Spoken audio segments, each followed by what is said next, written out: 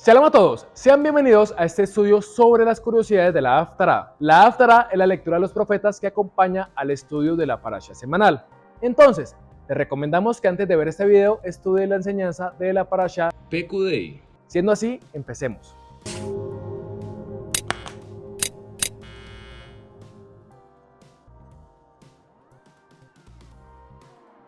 La Haftará esta semana se encuentra en el libro de Primera de Reyes, desde el capítulo 7, verso 40 hasta el verso 50.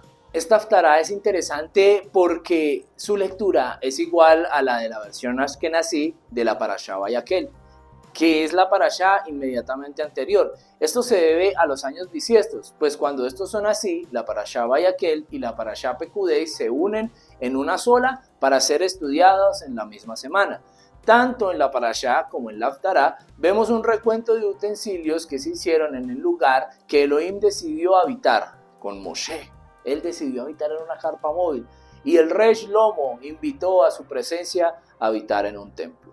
Hay un hecho muy lindo que podemos ver en nuestra Parashá, y es que cuando Moshe ve todo exactamente como lo vio en la montaña, dice así en el verso: y vio Moshe toda la obra, y he aquí que habían hecho como Yahvé había mandado, y los bendijo. Asimismo, cuando se termina la construcción del templo de su majestad, dice así: se terminó toda la obra que dispuso hacer el rey Shlomo para la casa de Yahvé, y metió Shlomo todo lo que David su padre había dedicado, plata, oro y utensilios, y depositó todo en las tesorerías de la casa de Yahvé. La obra fue terminada, la obra fue completada. Pero no nos podemos ir sin hacernos una pregunta: ¿por qué si tanto Moshe como el rey Shlomo se le fue mostrado que debían hacer en una visión celestial, con medidas, con tramos, con todo detalle de lo que debía hacer, por qué fue tan diferente su obra? Solo sabemos de la menorá, pues en el tabernáculo había una y en el templo de Shlomo habían 10. Esa es una gran diferencia. ¿Por qué su majestad hace un tabernáculo diferente en el desierto, el templo de Shlomo también diferente, y en la visión del profeta Ezequiel aparece otra versión también diferente de este lugar en donde habitaría en medio de su pueblo? Esto lo estudiamos a profundidad en el video de las curiosidades de la Haftará Tetzaveh. Si no lo has visto, te recomendamos que vayas y lo estudies. Elohim es el dueño de todo lo creado. Su poder y su reino no se van a limitar a estar en un templo hecho con manos humanas. Su deseo siempre ha sido habitar en medio de su pueblo, pero su pueblo, en medio del pecado, no ha podido soportar la sublime santidad del Rey del Universo. Él nos ha dejado claro una y otra vez que lo que le importa no son los sacrificios de animales para la redención de su pueblo. Él lo que quiere es un espíritu quebrantado, personas que no quieran desagradarlo por medio del pecado que causa la muerte, sino por medio de obediencia que trae vida, y vida en abundancia.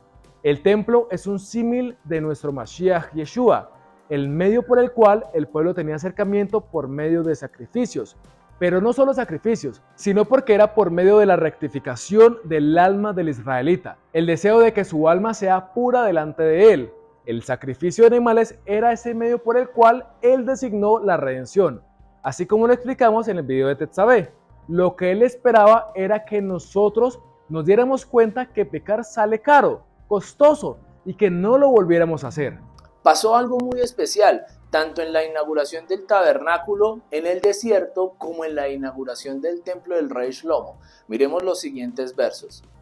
Entonces una nube cubrió el tabernáculo de reunión y la gloria de Yahvé llenó el tabernáculo, y no podía entrar Moshe en el tabernáculo de reunión porque la nube estaba sobre él y la gloria de Yahvé lo llenaba. Y con el templo pasa algo similar. Y cuando los sacerdotes salieron del santuario, la nube llenó la casa de Yahvé y los sacerdotes no pudieron permanecer para ministrar por causa de la nube, porque la gloria de Yahvé había llenado la casa de Yahvé. Es muy interesante cómo la gloria, la kabod de su majestad, no permitió como primera acción que se santificara en ese lugar. Se suponía que así era el orden. Primero se sacrificaba y luego él descendía para el correcto acercamiento de su pueblo. Pero pasa todo lo contrario. Él desciende diciéndonos muy sutilmente lo que buscaba. No eran sacrificios, sino obediencia. ¿Podemos definir la gloria de Adonai de alguna manera? De hecho, sí, pero para esto tenemos que estudiar la palabra hebrea de la semana con el More Agel. Adelante, More. Muchas gracias, Agel. La palabra de esta semana es gloria. En hebreo bíblico, esta palabra es kavod, que curiosamente traduce pesado, carga, espeso, honor y gloria. Ahora, ¿en qué se relaciona el honor y la gloria con algo pesado?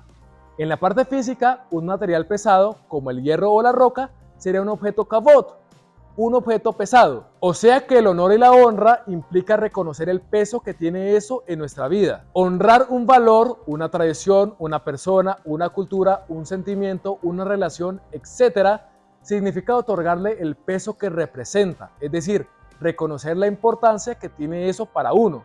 No es casual que cuando algo le resulta insignificante a alguien decimos se lo toma muy a la ligera. Es muy interesante y significativo observar cómo se comunican las lenguas, incluso a través del tiempo y la distancia, como es el caso del hebreo y el español. Lo respetable es pesado y lo insignificante es ligero. Por ejemplo, el precepto bíblico de honrar al padre y a la madre proviene de esta raíz etimológica, que significa pesado, porque los padres tienen un peso tal en la vida del hijo que se hace notar en la propia construcción de su personalidad y carácter. Y además, porque para ese hijo esos padres pesan mucho. De hecho, cuando el hijo dice que su padre es un pesado, tiene razón, pero porque se esfuerza por influir a ese hijo. Trata de que a la larga reconozca el peso que tuvo en su vida. De esta misma raíz, que significa pesado, se forma el verbo hebreo para honrar y respetar, ya que como hemos visto, semejante acto implica darle peso a algo. De hecho, la expresión idiomática hebrea que significa hacer honor, es decir, respetar, significa justamente en su sentido literal dar peso, latet kavod. Con esto terminamos el estudio de la palabra hebrea de la semana. Sigamos con el estudio, Agel. Muchas gracias, More Agel. Cuando la gloria de su majestad se manifestó en el lugar que él estableció, se sintió un peso. Ese peso se manifestó fuertemente en la vida de los presentes. Ese peso no debemos pasarlo a la ligera. Debemos estudiar a profundidad a qué hace referencia. El Rey del Universo siempre ha querido habitar en medio de su pueblo. El creador del universo pidió que le construyeran un lugar temporal en el desierto, un Mishkan, una tienda.